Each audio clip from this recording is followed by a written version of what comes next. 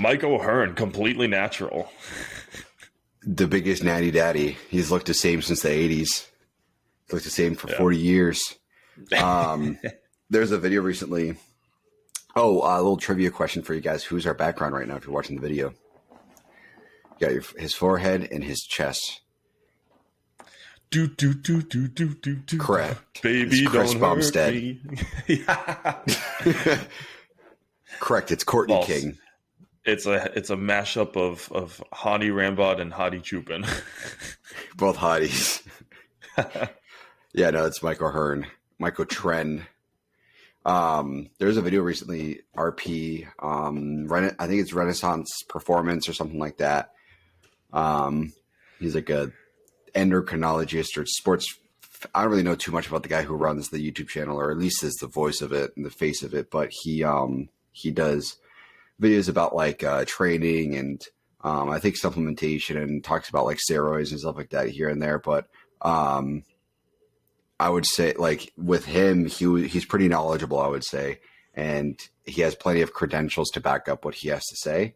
And he did a video about Michael Hearn's training. I think it was like a week or two ago that he posted it. I don't know how far ago the actual training video was, but basically every movement that he did was either like pointless, like a lot of the training he was doing, like the form and stuff like that, was all correct, but some of the movements were pointless.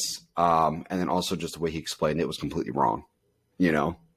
So like he said the hammer curls were for your wrist and forearms, which is fucking not true. He was doing a lat pull down. You can do a variation where it's wrist and forearms. Yeah, all you got to do, it's not a hammer curl at that point. You go from straight up and down with your grip to overhand. And then you can still lock it as a in your neutral position. You're just hinging. You're not curling. I mean, it depends on how you do it, but he's saying hammer curls are for your wrist and forearms. Okay, like as a general statement. Yeah. He's like, this is what hammer curls are for. You could really alter any movement to target a different muscle group, but he was saying hammer curls are for the wrist and forearms. It's like, no, technically they're not at all. They're for the outside head of the bicep. That's really what you want to target there. You can target your forearms and your wrists. There are better movements, though, I would say, if you just turn your wrist a little bit and make it overhand grip, and you'll be able to hit it much easier. But so he said that shit, and then like he was training this guy, and they were doing leg press, and he had him like facing his toes inwards, and it was just like, the study shows that if it's within your first 16 weeks of training, or 16 weeks of a program is what he said, for 16 weeks of a new program, pointing your toes during a quad movement has very little, if any, noticeable difference in targeting different quad heads. He was saying long-term, absolutely. Long-term, you can point your toes in different directions. This is the RP guy. He's like, you could point your toes in different directions to hit different heads of your quads, but he's like, ultimately, if you're starting a new program or starting a routine or something like that, it'll take a while for your legs to adapt. And that's when you can start taking advantage. So he was saying, we're going to target the inside of the quad by putting the toes inwards, which is wrong. If you want to do inside of the quads, you're pointing your toes outwards. So he had them backwards. Pointing inside is going to be the outside of your quads. And then he was doing it was a warm up, granted, but he was doing like rope pull downs, but he was doing it on like an incline bench. So it was like, it's a good movement, but you can't leverage the weight at all. There's nothing to leverage the weight, nothing like fighting against the weight that you're pulling down. So he can only do less than what he weighs, essentially, you know? So it's like, you can't really push that movement at all. And on top of that, using a rope, your grip, like the actual weight is also limited by your grip. Like you have to consciously think about your grip with a rope in a movement like that. Tricep push down, stuff like that, not really. You can kind of leverage it against your hands, so you don't really need to worry about it too much. But in that particular lat movement, the way he was doing it, his hands were pretty neutral, and he was pulling it towards him. So he had to really focus on like holding that grip there. So it's just really funny to see. And he's like Dr. Mike or something like that is his name. He kept throwing like very, very subtle jabs at him, and it was so funny. I've never seen him, like, I've seen quite a few videos from him, and I've never seen him like really take a humorous approach. So it was funny to watch. And at the same time, Mike was like, "Oh, you're not supposed to train heavy when you're prepping for a show or something." Like, he was prepping for something, and he's like, "You're not supposed to train heavy, nothing like that." And Mike's like, "That's true. That's true. You should not be training heavy. You should be training pretty light, high reps, stuff like that." Blah, blah, blah, whatever he said. And then Mike goes, "Well, my show's tomorrow." And he's like, what the fuck are you doing? This makes no sense. You're training super hard and heavy the day before a show or whatever it was that he was doing. It makes no sense. But yeah, it was an entertaining video. You got to watch it. Yeah. I'll say, though, there's definitely a lot of content out there where Mike is talking some good information. Like, I've seen plenty of videos where I've genuinely learned a good bit from it. But one thing I will say is just and this happens not just with him, but across any basically celebrity status, people will either forget everything they know or just say things to appease to a celebrity figure. So, for example, he was doing a video on incline barbell press for your chest, and Mike's talking to the guy holding the camera because, it's just some fan recording him or something like that. And he asked the guy, and he goes, "If you're doing this press and your ass comes off the bench, is that still a lift?" And I mean, yes, it's a lift. You messed up your incline movement, but like, yes, it's still a lift. And the guy behind the camera goes, "I genuinely don't know," as he's just trying to pull more stuff out of Mike. And it's just funny to see people react in that way instead of just like taking a stance, yes or no, you're allowed to be right or wrong with someone. Like, in fact, I would prefer to be wrong and then be corrected by someone who knows more than taking a neutral stance and just claiming, stupidity. Right. And that's why you always say, like, asking questions is always a good thing. Like, it's never a bad thing to learn more. And if you're wrong, like, you really do learn from your mistakes. So if you're wrong about something, just learn from it and adapt, Exactly. That's why you ask questions and, school, stuff like that. The people who struggle the most kind of just don't really pay attention, don't give a shit and never ask questions. And that's when they struggle, So it's always good to ask and to see if you're doing something correct or doing something wrong or whatever. I would say that, like, something like that's like a lift, but I wouldn't say it's like a proper lift.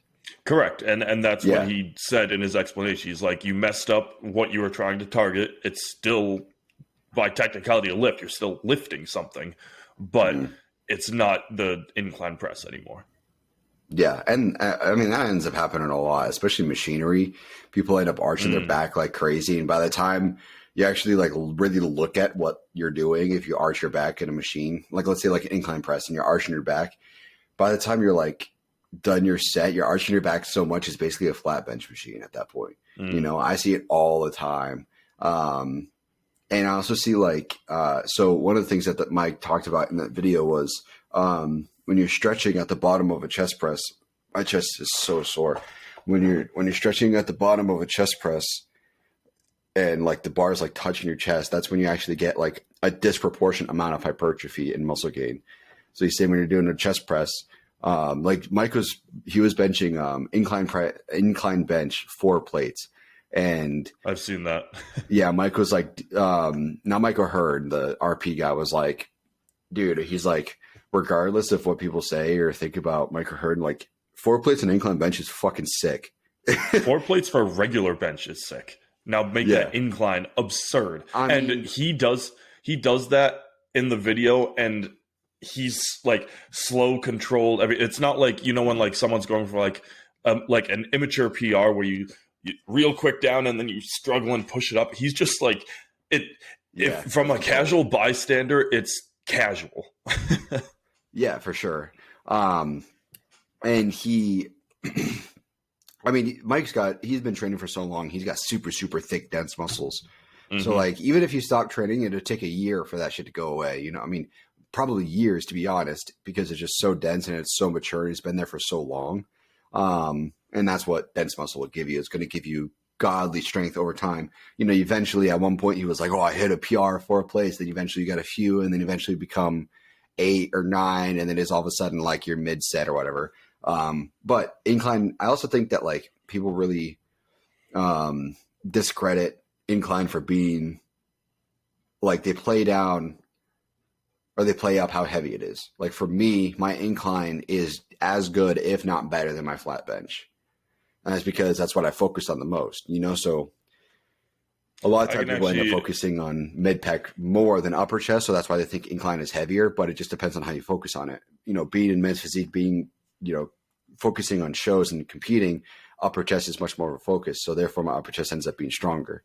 So doesn't necessarily mean it's the stronger version of the movement. It's still the same rough movement. It's just how you focus it, I guess. So I just wanted to say that real quick.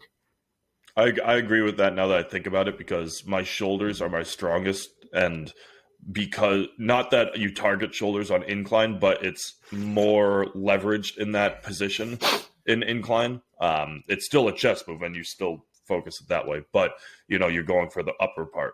So I can now see that, because I always thought about that too, because my bench sucks. My bench is my like flat bench is my worst movement in terms of the weight I can move. And incline, I do most of my inclines with dumbbells, and I can do a lot, like calculated, adding the dumbbells together more on dumbbells than the flat bench on a bar. Yeah. I mean, in incline, you do end up using a bit more shoulders in order to press it. That's why a lot of guys don't agree with incline, especially barbell. But I'm very opposite. So like, here's what's funny about bench is incline is the one that's supposedly bad for your shoulders, right? Flat bench is pretty neutral as long as you keep good form, nice and slow, keep your angles at your not angles, your elbows at like a 45-degree angle or so, all that, right? But then decline is supposed to be good for your shoulders. Your shoulders are pretty in a low position. They're kind of where they're supposed to be. All you're doing is pressing from your chest. But for me, it's the exact opposite. My shoulders feel so much better in an incline. But then when I go to do decline, I did it like a year ago, and I could have sworn I was going to tear my fucking shoulder. I was like, this is not for me. I don't focus on anything lower pec really anyways, but yeah, decline for me is the exact opposite of incline as far as your shoulders go. So that's why a lot of people prefer decline over incline. It's just because your shoulders and all that. And you can press more weight because you can put more behind it with decline. There's more weight or more strength you can put behind a decline press. So that's why they like hitting it. But no, incline's where it's at. Incline or anything upper chest is what's going to make your chest pop and make it look that much bigger. But I can't even recall the last time I did decline. Like we have the one usage I have for a decline bench is that I do like I do sit-ups on it. Like I do weighted sit-ups on a decline bench. That's the only thing I use it for. Like the last time I did it, I was training at Empire a while back, and that was just out of like, I think it was the routine that was built for me at the time. But and a lot of people will, you know, there's so much hate for this machine, but for me, when I do it on incline, it's the best connection I have. But my Smith machine inclines are where I get the absolute best feeling, best muscle connection, best pump, everything. So I don't know if it's because I focus less on, like subconsciously focus less on the bar, since I know I can click it in at any time and just focus everything into my chest. But for some reason, compared to dumbbell incline or barbell incline, the Smith machine incline just is the best thing for me. I mean, that's the case for a lot of people. You're not alone there. Smith machine for incline, you can get a super, super good pump, and then you can make it really hard. You don't have to worry about failing because you could just twist the bar a little bit and you'll re-rack it. So you could really push yourself to the very limit. So you're not alone there, especially if you could have, I mean, I know Vanarchy does it, but my gym doesn't either. But if you could have a Smith machine that's completely vertical, straight up and down completely, then it's like night and day. It's such a good movement for bench if your Smith machine is straight up and down. I wish they made more of those. I wish they weren't angled. shit pisses me off. But also the Smith machine at Vanarchy, you might not realize it because you've been using it for a while, but that Smith machine is super heavy. There's very little resistance that Smith machine gives. All it really gives is like angle, honestly. It just kind of points you to an angle when you're pressing. But if you were to lift on that machine, that Smith machine, and then immediately go into a different Smith machine, you would see the difference. You'd be like, wow, okay. So this, like, if anything, I feel like the Smith machine at Vanarchy is like adding weight versus taking off weight. I was going to say, like, I recall, like, way back when I was training at PF, because the only thing we had, I mean, years ago, that was, you know, the only thing they had was Smith machines. So doing incline there, and I remember at those ones repping a plate, no problem, and then building up from there. And I still use a plate as my warm up here at Van, like for after my no weight just get blood flowing, my actual warm up set, I use a plate. And now that I think about it, it's definitely a lot tougher than when I was doing it way back when. But granted, I'm also a lot deeper into my journey and I'm focusing on different things. Like before, at PF, you're ego lifting. You're just throwing it as much as you can. And now I'm more focusing on how it contracts my muscle, how I can isolate the muscle and use like less shoulders, use less arms, like just completely like perfect the movement. So I guess I'm a little bit, you know, biased in what my weight movement should be. Yeah, I mean, I'm telling you, if you tried it, you'd be like, wow, this is crazy. It really does make a difference. Like the Smith machine at Planet Fitness is probably lighter. Most Smith machines do provide some resistance. That's part of the reason why they're angled a lot of the time too, is to provide some resistance to what you're training. And obviously guide you and all that.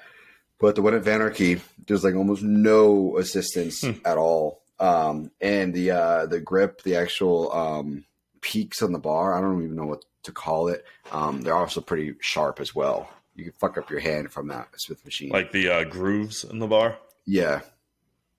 Yeah. My hand's pretty calloused out, so I don't notice that stuff.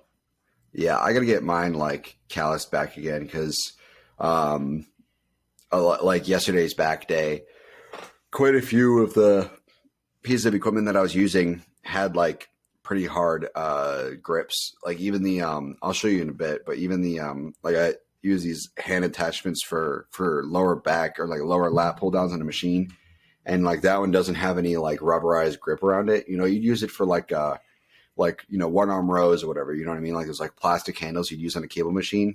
So you use that on a plate loaded machine to have free flowing, like, or free moving wrist attachment. So those don't have any rubberized grip on it. It's just plastic like cylinders. There's 4 of them around the whole grip. So it's like hard on your hands. And they're pretty sharp. So like that was fucking up my hands. And then doing rack pulls was kind of fucking up my hands a bit with a sharp bar, all that. And then I did V-bar rows or T-bar rows, whatever we'll call them. And that was fucking up my hands. So I got to get my calluses back. They're still there.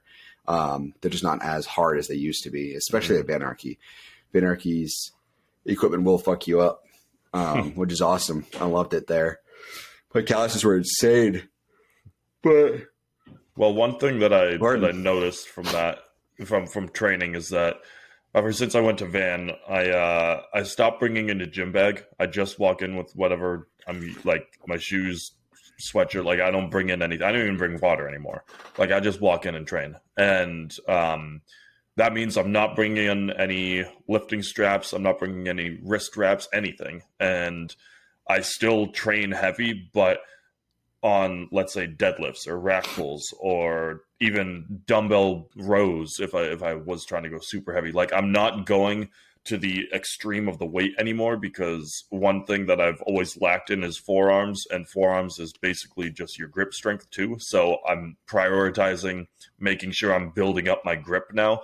And because of that, I'm not using any reps, and my palms are just, I've never had as many grooves and bumps in my palms as I do now, because even some of the bars, like the barbells, are old, like ones that have I call them personality notches, where like if you grab them the wrong way, it's like, oh, I'm getting poked by something, and it's just fun. It's fun to train there. Yeah, it is. It'll mess you up. I mean, the dumbbells are really, really good for that. There's also the smooth dumbbells too, that like make it hard to train too. They're like, I don't really know what to describe. It's just the handle's smooth and they're pretty thick handles, and those give you a really good arm pump. Next time you do dumbbell curls for your biceps, just grab those. Trust me, really good arm pump there. But and then also do the that easy bar curl machine thing. Not really a machine. The easy bar curl with the pads. That thing will fuck you up. Okay. I thought you were talking about I don't even know what to call it. There's a cable preacher machine. I thought you were talking about that. That thing's legendary, though. I love a cable preacher. Yeah, that thing is pretty sweet. I wish I had one of those. But the easy curl bar with the pads on it, the way the weight is displaced, it's always pulling on your arms. So you curl up until the pad touches your arms, your biceps, and then you obviously do the negative of the rep. And when you're at the top, the weight is displaced by about 4 inches or something. So it's still pulling. You know, it's not like you could rest it all up here. It's always pulling on you. So it's kind of like cable curls, but with a free weight. It's pretty sweet. I was going to say something. Oh, one thing to not discount is that using, grips doesn't necessarily mean you can't lift it with your forearms. It just also, you could use it as a tool to focus that muscle group. I know. I just okay. more so, I know where my deficits are, and I do my best to counteract them and build them up. For example, when I was at Empire rack pulls, I could not grip for the reps I wanted to for what I was moving. And at the time was prioritizing how much I could move on a rack pull. So I would wrap those.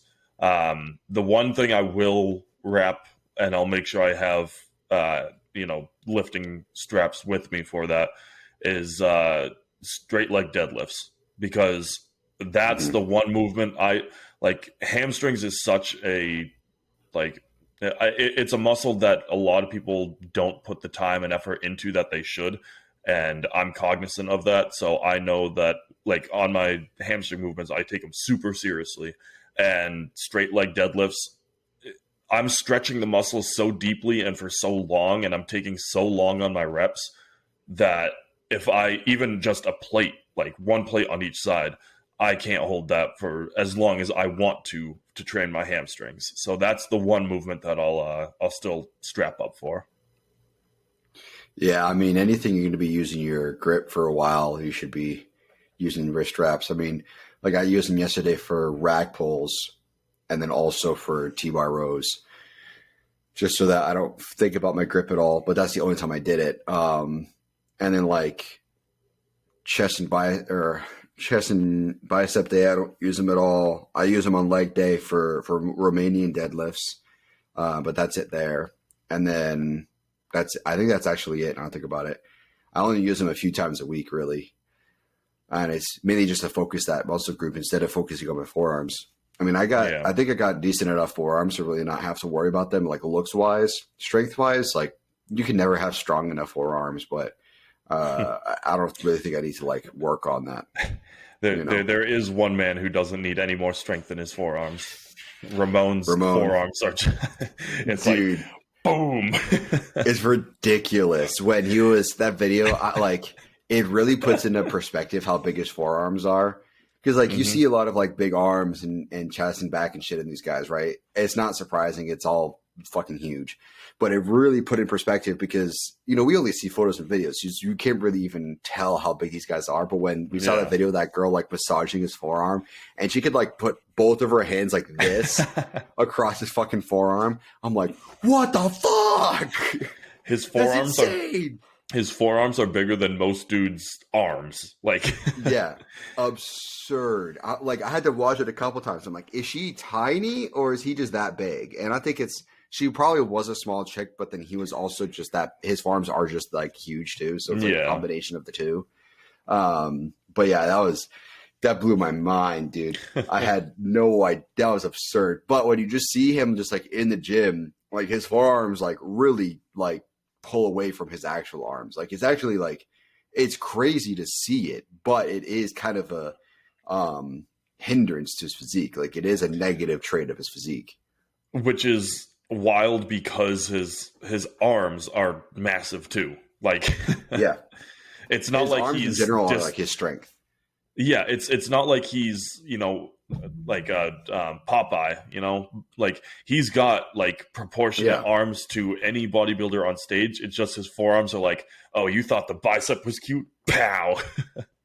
I wonder what he does for him. It reminds me of oh, what's that guy with the crazy veins? Oh, I forget his name. There's a guy.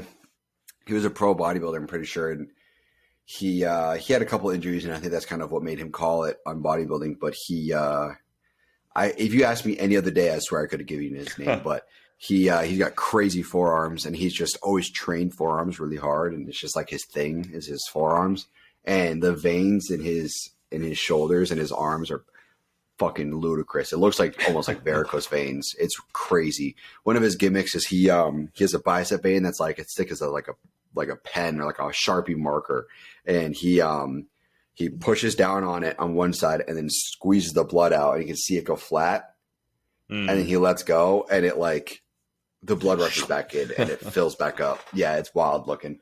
Yeah, he's pretty insane. I gotta find him and send him to you, but yeah, Ramon's forearms are ludicrous. But then people don't realize how big men's open guys are until you see one in person. You're like, motherfucker.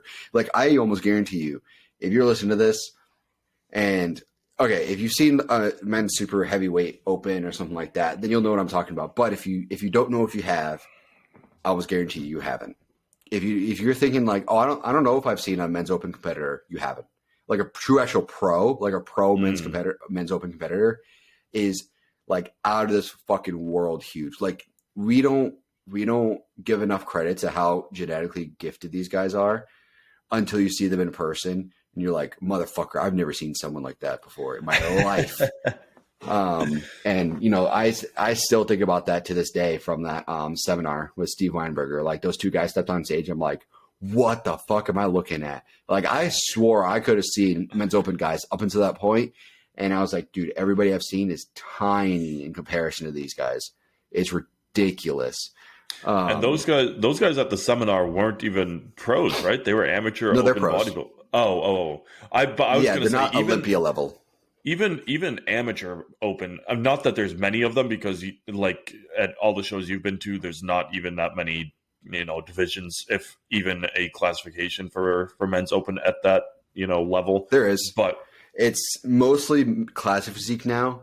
But you go either one of two ways. You either have, like at the shows I've been to, it's either like all classic, like it's either the person competing is going for classic, a few going for men's open, even less just men's physique, and then but a lot of guys in classic either do classic and men's physique or classic and open, because classic can translate pretty well to both. But yeah, men's open is definitely prevalent, but it's not nearly as big as people think it is. You know, the guys who I see win the men's open division at the shows are not nearly as big as the pro dudes. Like these amateur guys still got to put on like 20, 30 more pounds of muscle tissue at least before they can think about going pro, or at least competing at the pro level. You know, it's ridiculous. But it's mind blowing. And like, that's how I knew, like, that's how I learned pretty quick that I didn't have the genetics. That it wasn't open. I was going to say I feel like most people who get into men's open, and I'm saying it respectfully because this is how you know, but they're just bigger people. Like they're either, like, I'd say just because genetically is your natural stuff, and like naturally just like a football offensive lineman basically. Like that, and then they've just whittled it down, turned it into muscle, and then just built their physique from that. I mean, it's also just natural genetics too. I mean, you look at like James Hollingshead. He posted that video. I still remember that photo, seeing that for the first time. He was like 16, and that dude looked bigger than most dudes when they're 30.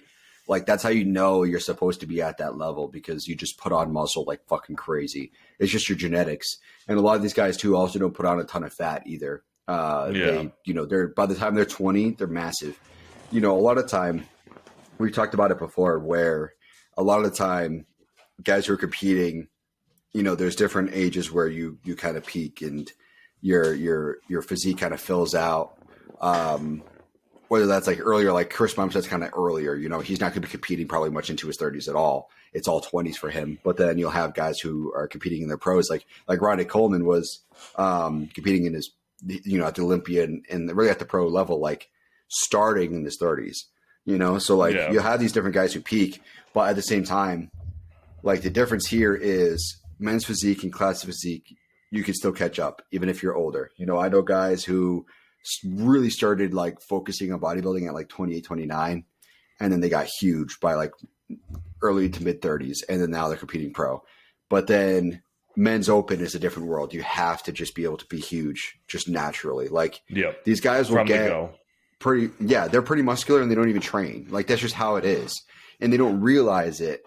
Like there's obviously way more guys who don't realize it until they become, you know, theoretically, if they get into bodybuilding. Like there's so many more guys who are like open bodybuilders than there are open bodybuilders. You know what I mean? It's like you never know if you're like a gifted baseball player unless you play baseball, you know? So like, I'm sure that like the best baseball player humankind would have ever seen, he didn't even know that he would be that gifted, you know, like he probably didn't even play baseball, you know, it's like shit like that, you know, it's like the best men's open competitor probably never even trained. Yeah. But we wouldn't know because he never trained. So a lot of these guys that's just how they are and they don't realize it. You know, they drink and, you know, do whatever, eat like shit, whatever, and they still look decent in pretty muscular athletic builds. But also, you know, you can kind of tell it too, like, especially if they're blue collar. There's some blue collar dudes that are fucking massive, but they eat like shit, drink beer all the time, smoke cigarettes, and you're just like, oh, it's just how it is. It's like, dude, you ever think about training, like taking it seriously? And I was gonna say men's open in the bodybuilding world, we'll call it athletic, but to everybody else in like different sports and whatnot, men's open physiques are no longer athletic. Those are like I'm just like to get the phrasing right, because like for us, we consider athletic because of what we know, what they do. Like for us, that is monumental. Yeah. But to the outside world, and I actually had this conversation the other day because I don't use Snapchat much anymore, but I finally posted something because I just felt good in the gym. I posted a stringer picture, and I was just feeling good about it. And someone commented and said, "Please don't get gross huge." And that's kind of like what I'm getting at here is that to everybody else, men's open and maybe even top tier classic physique. Like when I showed my girlfriend a picture of C-bum on stage, like that isn't aesthetic to them, but to us it is. So the word athletic is like used differently depending on who's saying it. Yeah, I mean, typically when somebody says an athlete, they think like sports performance. Yeah. You know, running, jumping, catching, throwing, stuff like that. Bodybuilding and bodybuilders in general are absolutely athletes. A lot of the way athletes train is very similar to the way bodybuilders train. Granted, you know, there's different focus and all that, and there's different, you know, gives and takes. You know, obviously hypertrophy is not about sports performance, but at the end of the day, like I bet you any bodybuilder, yeah, that's how it goes. Any bodybuilder at the end of the day could alter their training program to train like an athlete, and it wouldn't really be much of a difference, to be honest, at that point. Yeah. You know? So it's a weird give and take, but yeah, you're right. I mean, they're not, you know, in the traditional sense athletes, but I think that I could easily call them professional athletes 100%. And I'd also call bodybuilding theoretically an extreme sport in a way, because you're putting your body through extreme things and you're taking it to an extreme level. And at the same time, I've always argued that bodybuilding, I mean, not necessarily men's physique I mean, you can, but I would say, especially like men's open, and then less so the further down you get, is arguably the hardest sport out there. Not the most dangerous or anything like that. I'll put that up to Isle of Man, TT for motorcycle racing, and then rally racing after that. So I put that at the highest level. Like nothing will ever top that. But curling's below that. Curling, shuffleboard, retirement home palooza, darts. Darts is electric, though. Can be. You could pierce someone with it too if you're not safe. Throw it right into someone's back. It just sticks. Our goal in bodybuilding is that when someone throws a dart on our back, the dart gets thrown back. It bounces off. The dart bends and falls. Like an anime metal ring. I want to be like the Hulk when somebody shoots me with a bullet. It just like bounces and it just creates like a little shockwave in like my chest. You know what I mean? Do it. It'll bounce. Goes right through me. I was wrong. I was so very wrong. I saw a video of a tank shell being fired through a not a body, but one of those like bodies like the Mythbusters use, and it just got obliterated. And I'm like, hold on, let me flex my chest. Really hard. It'll bounce right off. I'll deflect it like the armor tank, or the armor on the tank. Ching! Gone in the other direction.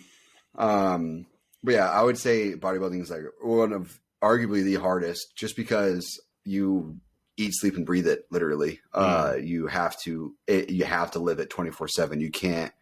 It's not like any other sport where you can go practice and go home and be done with it. You know, it's not. There's so much to it. I could give a whole 3-hour spiel on how difficult bodybuilding is in comparison to other sports, but it's not to discredit other sports. Other sports are difficult in their own way. I just think that overall, bodybuilding itself is the hardest out there, because very few people can do it. Anybody who's competed and quit will tell you it's fucking awful. You have to be almost borderline masochistic in order to be into it.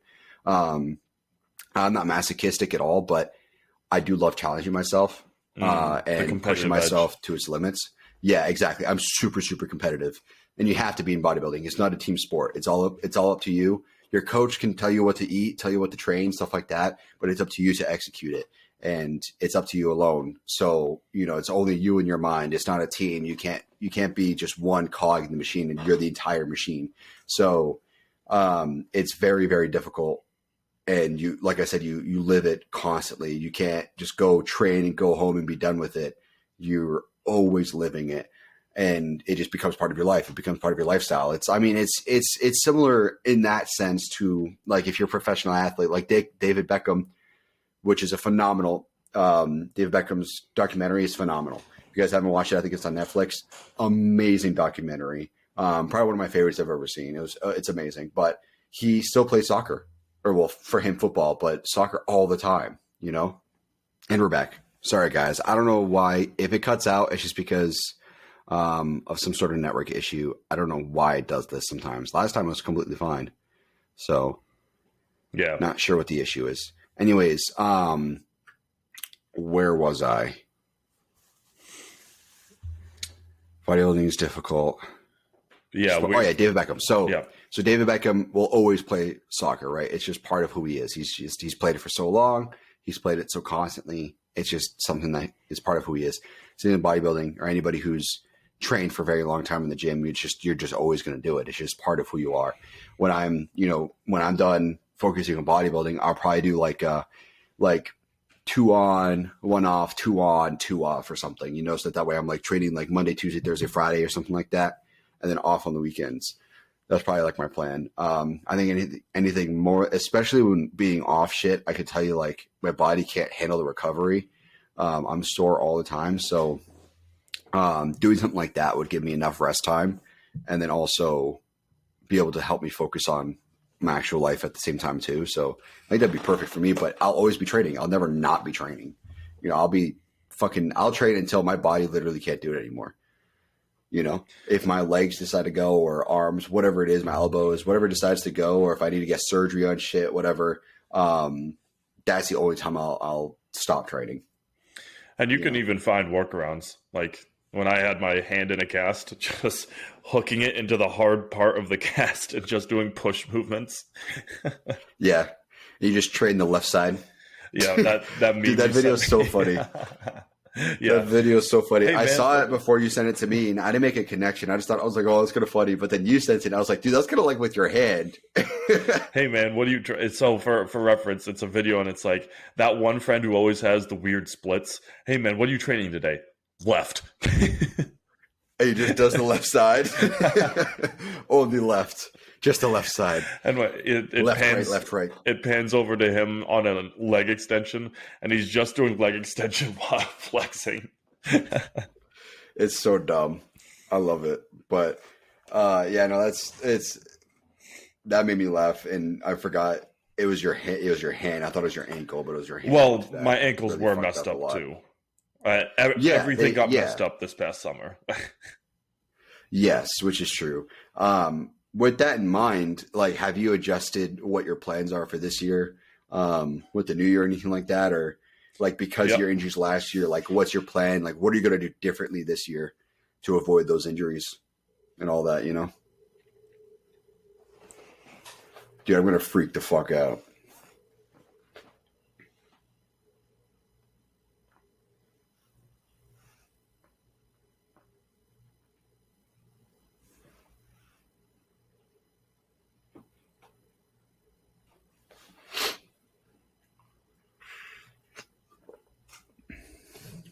Another one. What's your plans for this year, given the injuries you had last year? Like, what are you going to do differently now? Yeah, so I mentioned this in the past, but my athletic career and everything has been, I called it retirement, but it probably is more so like just a halting, because I can very easily play men's leagues later on in life for whatever I want to play. But softball was really where I tacked on the most injuries. And so that's just completely gone. I cut that completely out. Golf, I never really get injuries from. That actually just helps improve my flexibility. So I'm basically, for other than training, golf is just, everything I do. And I have pitched an idea to join my girlfriend and play soccer, but realistically, my cardio is never going to get that high. So that's probably not going to happen. Well, here's my thing with soccer is that if you're not that big of a runner,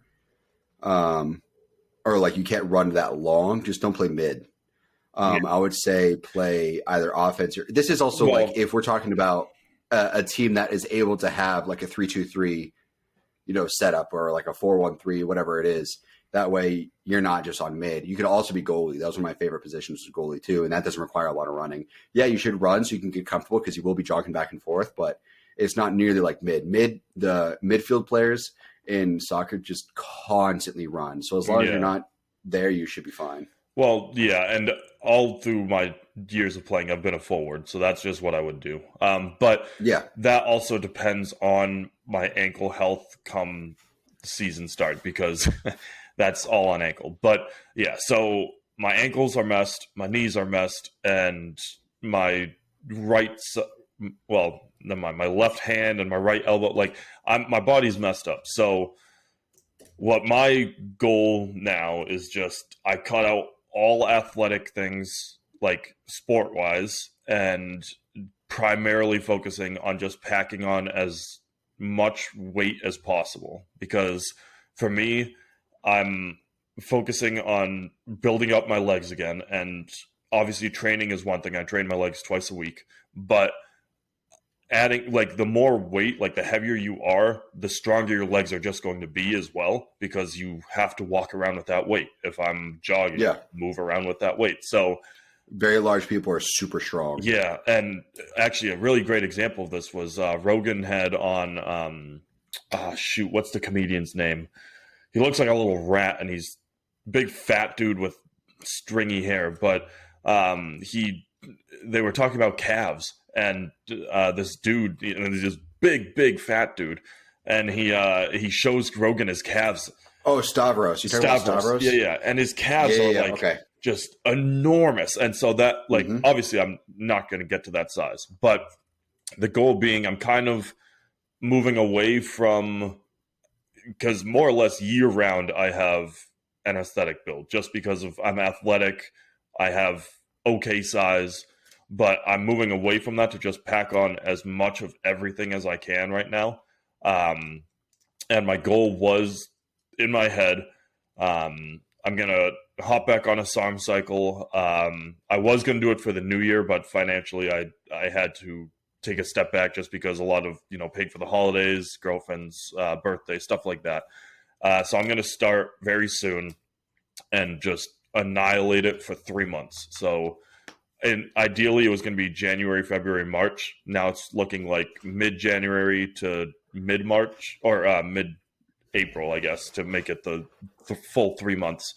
And just pack on as much size as possible and then get to the summer and not really do a cut, but just stabilize myself there. Maintenance, exactly. And then just basically see if not on any SARMs or anything, if I can hold that for the summer, train the same way, but just hold it throughout the summer and then do another bulk in that next winter, because ideally in my head, not this summer, but the following summer, I wanted to get on stage for the first time. And my thing is always, I just need more size. Like I've got tone in the areas that I want tone. I just need size. And then when I get the size, I'll whittle back down and get the tone. Like I know I won't have a problem with the tone. My problem is with the size. So I need to add as much size as I can. And the diet is locked in. I'm pounding a lot of food again. And it's not quite to the point of force feeding, because I'm able to time my meals a lot better now. Because I'm eating while I teach now. So I have a meal before I leave for the day, and then my first 2 periods I'm teaching, I eat while I'm like teaching, and then my 4th and 5th periods I'm also eating. So I'm kind of a little bit luckier that I'm able to get away with that where I teach now, because that was always my biggest problem. At the other place I was teaching at, I couldn't get away with that, so I wasn't able to. I had to take like 6 hours of no eating, because I even lost lunch breaks. It's at a lot of days. So now I'm able to really, time out my meals. The goal, I weighed in this morning at 211. The goal for the end of April, I'm going to say, because it's going to be mid-April, but I'll do a weigh-in at the end of April just to like have an extra week or two. But the goal for there is 225. So just getting 14 pounds tacked on, which it doesn't even have to be muscle. I'm just trying to tack on that weight. I think that's super realistic, especially hopping back on a SARM cycle. And I'm adding MK677 to it, which is going to make me want to eat even more and more and more. So that built up to hopefully get to 225, maintain that for the whole summer, and then next winter try and push for 250. And then basically 250, whittle that down to, I think I have to be in the like 230s range for 6'4". I have to check the guide again. You know how the new measurements came out for weight class. Well, I mean, NPC, depending on the division, has its own weight class in comparison to IFBB. IFBB, it's very stringent and very particular. Usually, so like the NPC, it'll be different weight ranges and height ranges. So like it might be, it depends on how many divisions. The IFBB always has the same number of divisions each show, or classes, I mean, within the division. So in NPC, there might be 4 classes, might be 5 classes, might be 6 classes. It just depends on the classes. So 6'4", you're almost always going to be the highest class. Yeah. So I would see what that division calls for, or what that class calls for at the show. Theoretically, you end up planning on competing at. If you plan on competing, summer of next year, I would see what shows. And also, we're also talking NPC, which is non-tested. I think that you should probably compete naturally in a national show. It'll probably be less people, you know, not as big of a show. I mean, NPC shows really aren't that big anyways, but it won't be that big of a show or anything like that. But you'll at least be up against fair competition. Where if you were to compete in NPC, you're going to be competing against guys who, you know, whether or not they have the same, better or worse genetics than you, but they have the advantage of anabolics, which is night and day. So you're setting yourself up at a disadvantage against guys who are taking anabolics if you compete in the NPC. So I would say compete in a natural league. Guys still kind of are able to get by in the natural leagues with taking shit, but I would say to go for a natural league and just go from there. Yeah. And see what it's like. Because you're also like talking about with NPC, you're also talking about guys who take diuretics, who take, you know, very harsh fat burners, who take, you know, fucking insulin to drop their blood sugar for cardio, shit like that. Right. So, shit like that. So I would say just give yourself the best, even playing field you possibly can. So that's where, that's why I would say compete in the natural side of things. And if anything, especially if you could be like a successful natural competitor, one that's not nearly as harsh on your body, so you could do it for a lot longer. It's a lot more doable. Typically, all it comes down to is cardio and food. You're not going to be getting all these mood swings, mental shit, and physical shit going on. So it's a lot more doable. And at the same time, if you can compete naturally and look really, really good naturally, I would say you're going to get that much more respect from guys who do compete in NPC or IFBB and take shit, because a lot of us in NPC and IFBB wish we could do this naturally if we could, but you just can't. The level that we could, that, you know, the NPC is even at the least requires anabolics basically. So I would say that's kind of where I get away with stuff too, because I know that I mean, we have this discussion all the time, whether SARM's natty or not. But even prior to that, my athletic build has always been really, really good. So I get away with a little bit more of the natural side of things, where I know we've had the discussion how your natural genetics aren't where you wish they would have been, and how I kind of have that a little bit better. Not for powerlift, or not for bodybuilding at least. My I don't know why I said powerlifting. I have nothing to do with powerlifting. My genetics do not promote bodybuilding. I put on a lot of fat, but I can also put on a lot of size whenever I want to too. So it's a lot easier for me to bulk up than it is for me to cut as well. It's just my, you know, it's the Northern European genetics that I have, Northern Northeastern Europe. Like, it's like my body right now, it almost feels like it knows it's winter. So I'm just stacking on fat like crazy. But I do need to give it that anabolic push in order to lose the fat. But now that I know what I can do to lose the fat, it's going to be easier in the future. But yeah, I think for you, your problem isn't kicking off the fat. It's putting on the weight. Exactly. It's putting on the size. And that's going to be your biggest downfall. And I think, or like biggest hindrance, I would say, is definitely going to be just putting on size. And I would say most bodybuilders in general, that is the problem, is putting on the size. Yeah. And size, a lot of the time, especially at the amateur level, is what's going to win you shows. Lean, absolutely, being lean for sure. But especially in classic men's open, it's almost always the bigger dude that wins. Yep. Not the leanest dude, you know? So, you know, I know a guy who competed at the national level recently, and the only reason he lost, he was super lean, looked really good on stage. The only reason he lost, he just didn't have the size, you know? So if he had the size, he would have won. So I think that'd be your biggest thing for you, is just put on that size. And then theoretically, prior to a show, definitely working with someone who knows prep at least, and knows food and cardio and all of that, to the point where you can get that lean, if possible, you know, naturally, or get as lean as you can naturally, while not sacrificing as much muscle. You know, anabolics, that's what a lot of anabolics during prep helps with, is keeping on size or gaining size, like muscle size, while cutting. So doing that without anabolics is a completely different world. So I would say try to find someone who can help you with that as well. That'll help you a lot too. But something I just found out recently, this is going to be something you find funny.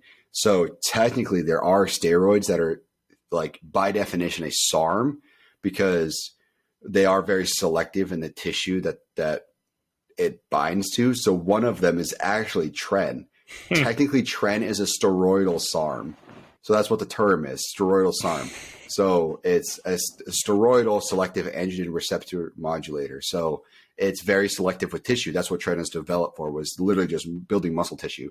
And it's very selective at that point. So tren is technically a steroidal SARM, and I just learned that. I'm going to get TR tattooed on my left bicep and EN on my right bicep. It should it should be the other way. That way, when we're looking at you, your right would be TR and then EN. Yeah, I'm not all there. Come on, English teacher, let's go. Get the program. That's geometry. But yeah, so I think that'll do you good. And competing is a lot of fun. I miss it, but I think you just need the size. You just got to put on the size, and that'll take time. Yeah, but I think it's a good plan for you. I think. Yeah, and as for training, I'm back on. A while back, I talked on here about an Arnold split that I was doing, where it's 3 days, 1 off, where it goes. It's 3 days. Yeah, it goes 3 days and then 1 off. It goes 3 days on, 3 days on, 1 off. What ends up turning into for me is 3 days on, 1 off, and then 3 days on. Just because in the middle of the week, I always have something that comes up. Like I just have stuff that goes on. So I always have something that comes up. So I end up taking that rest in the middle of the week on Thursdays. But it's chest back on day 1, shoulders, arms on day 2, and then legs on day 3. Then it just repeats, and I train each of those twice. And what it ends up being too is that training 2 muscles in a week, if you have the recovery in place, it's doable. But what ends up happening for me a lot of the time is my first chest back day, I obliterate. I go heavy on my first chest back day. And then when I get to my second one, I'm not able to push the same weight. Well, push-pull since it's chest back. I'm not able to move the same weight as I did on that first chest back day. So what I end up doing is a lot more like fine-tuning on areas that I want to add like a little bit more tone, or maybe like I prioritize rows instead of a different movement on the first chest back day. So now I'm going to substitute something else, or I'm going to do a variation of a movement. Like if I'm doing a lat pull down, maybe I'm doing a close grip pull down now, or something like that. Just giving a little bit of variation, just because it's not sustainable to do too heavy of the same muscle every single week. So this is also for being able to do this plan for, long periods of time, which I'm planning on doing. I'm planning on basically running this plan through next winter. That'll be good. I think it'll be fun. That'll be almost a year. Shit. That'll be a long time. Yep. I mean, I think that you should probably change it up. Well, that's what the variations are for. Yeah. Okay. Well, I mean, I just mean the split. Like every so often, maybe take like a couple weeks, do a different split, shock your body a bit, and then go back to it. Because you'll get too comfortable for too long. That's true. I feel like that's probably what's going to end up happening. Like your body will adapt, and you'll get comfortable there. So I would, that's what I would do, is something like that. Like every so often, maybe every like 2 or 3 months, take a week or two, do something completely different. Do like a 6 day on, 1 day off, or maybe even less. Do like a 2 on, 1 off, 2 on, 1 off, and just do that for a couple weeks, and then get back to it the other way. Or you could do like a 3 on, 1 off, 2 on, 1 off, or something. That way you have the same rest day. You could just still do a Thursday rest day. That way you shock the body a bit. I would say for something like that, change up the split as well. Do like a dedicated back day, and do like a shoulder and a delt day, or like a shoulder and a bicep or tricep day, and then do like a chest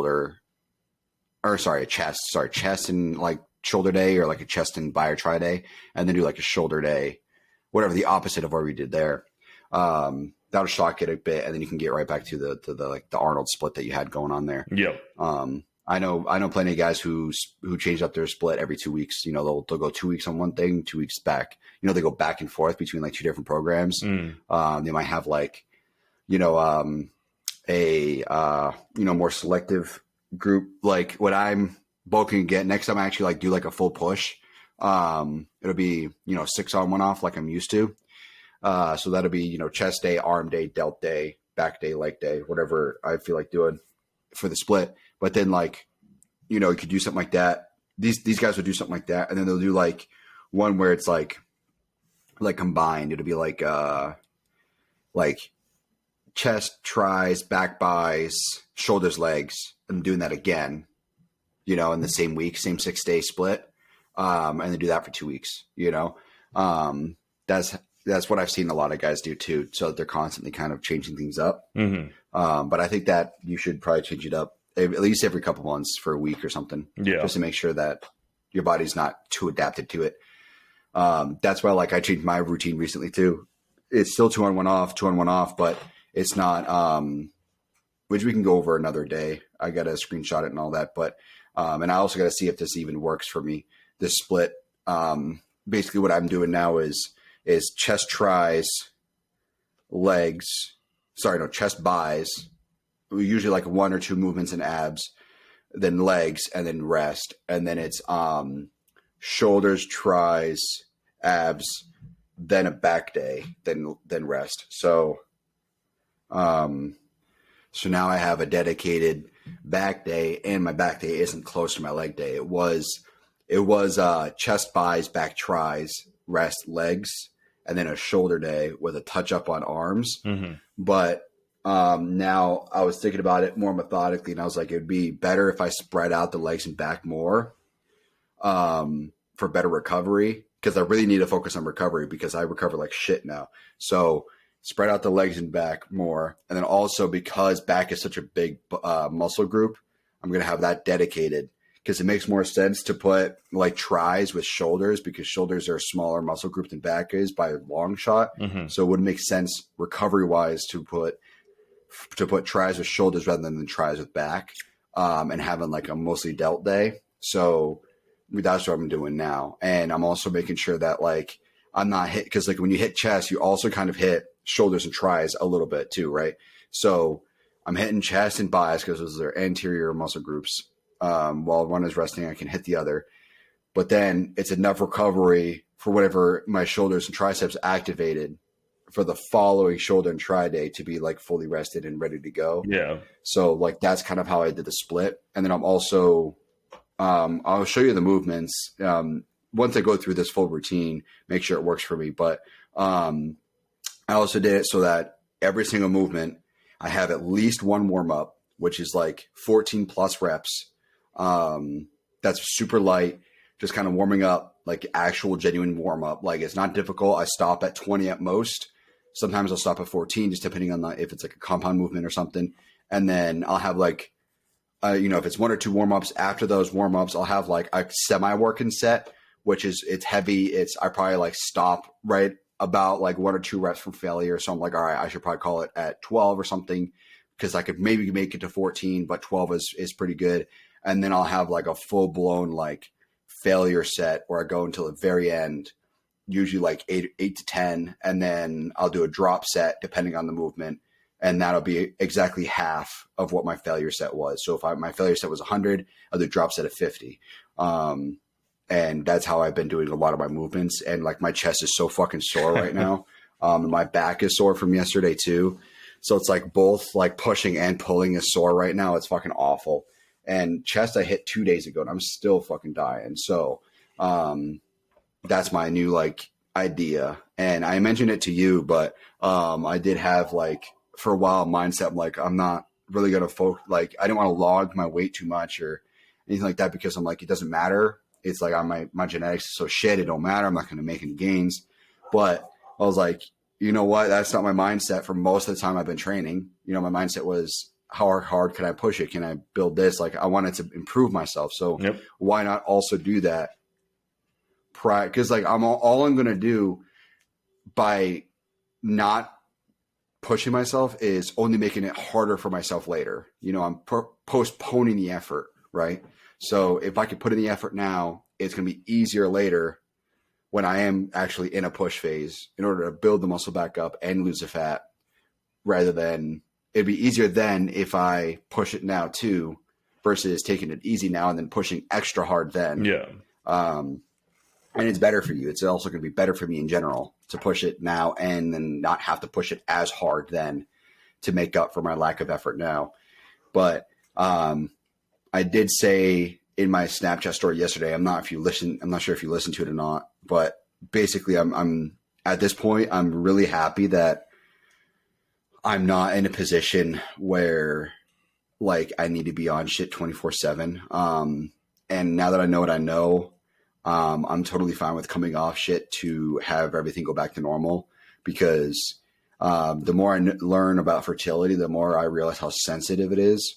And, you know, seeing guys who go viral because of how they look, and, you know, they look like Sam Sulek is a good example. A lot of respect for Sam Sulek. Great dude from the videos I've seen.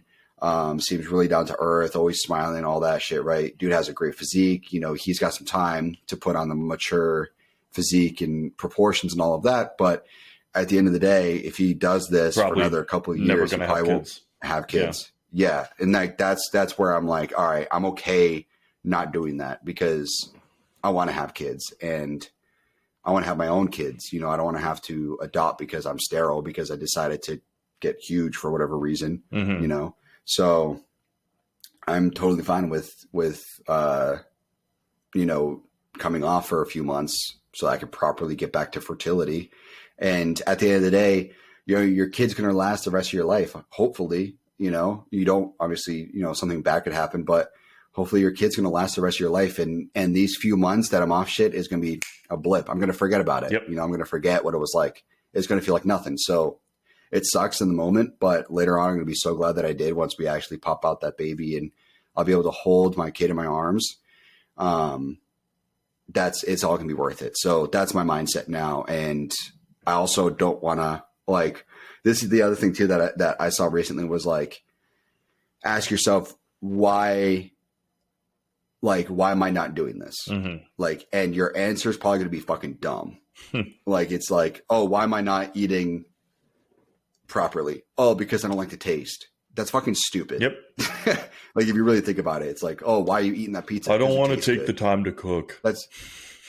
Yeah, exactly. Like, that sounds so dumb. So that's the other thing I've been doing too. It's like, why am I not training hard? Because I don't feel like it. Well, that's fucking dumb. That's a stupid reason. So that's the other thing I've been doing lately too.